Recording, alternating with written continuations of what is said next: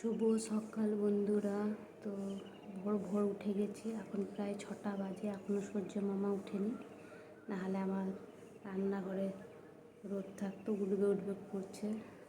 তো কেন উঠে গেছি, মেজো কাকার খুব শরীর খারাপ, তো মেজো কাকাকে দেখতে যাব, ওর জন্য উঠে গেছি। এই যে রান্নাঘরের দিকে চলে আসলাম। চা বানানো হয়ে গেল, 1 কাপ চা আমি নিয়ে নিয়েছি। বর মশাইয়ের জন্য সকালে চা বানিয়ে রেখে দিলাম ফ্লাক্সে, ও ঘুমাচ্ছে। আমার হচ্ছে 9টার সময় ট্রেন আছে, আমাকে 8:30টার মধ্যে ঘর থেকে বেরিয়ে যেতে হবে। তো আমি যাচ্ছি আর আমার ছোটো মেয়ে যাচ্ছে, বড় মেয়ে যাবে না। ঠিক নেই, আজকে চলেও আসতে পারি কি কালকেও আসতে পারি।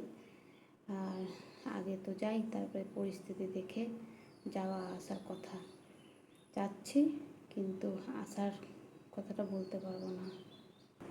এই যে ডাইনিংয়ে চা বানিয়ে রেখে দিলাম, বড়মশাইয়ের চা দোকানে নিয়ে যাবে।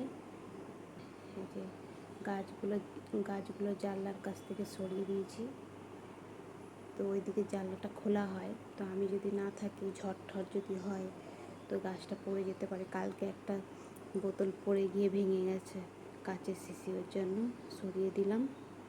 আর বাকি গাছগুলো এদিকে আছে, এখানে আছে। এদিকে জানলাটা সচরাচর খুলে না, শুধু ওই দিকের একটা জানলাই খোলা হয়, ওই জন্য জল দিয়ে দিয়েছি একটু একটু করে।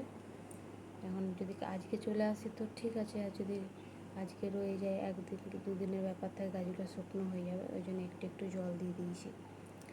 তো বন্ধুরা, পরে আবার নেক্সট ভিডিওতে আসবো, স্নান করতে হবে।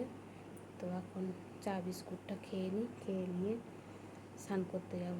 ঠিক আছে, টাটা বন্ধুরা, আবার পরে নেক্সট ভিডিওতে আবার দেখা হবে, টাটা।